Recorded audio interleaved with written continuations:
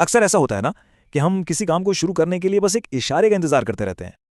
आखिर हम क्यों तब्दीली के लिए किसी बाहर की मदद का इंतजार करते हैं? आइए इस पर बात करते हैं। लेकिन असल सच्चाई तो यह है कि कुछ कर गुजरने के लिए आपको किसी का इंतजार नहीं करना। और वो सच्चाई सिर्फ 3 लफ्जों में है, कोई नहीं आ रहा। जी हाँ, कोई नहीं, कोई बाहर से आकर आपकी मदद नहीं करेगा। जो भी करना है, इसकी हिम्मत और तहरीक आपको अपने अंदर से ही लानी होगी। और ये बात सिर्फ बड़े कामों की नहीं, हमारी रोजमर्रा की आदतों पर भी लागू होती है। जैसे टीवी बंद करना हो या वर्जिश के लिए जाना, ये फैसला आपको खुद ही करना पड़ता है। और यही सच्चाई जिंदगी के उन बड़े फैसलों पर भी लागू होती है जो हमारा मुस्तकबिल बनाते हैं। चाहे अपने पसंद की नौकरी के लिए अप्लाई करना हो या अपना बिजनेस प्लान लिखना, पहला कदम आपका है। तो उम्मीद ये होती है कि कोई आएगा, लेकिन हकीकत ये है कि तहरीक खुद पैदा करनी पड़ती है, क्योंकि आखिर में सिर्फ एक ही शख्स है जो ये सब कर सकता है।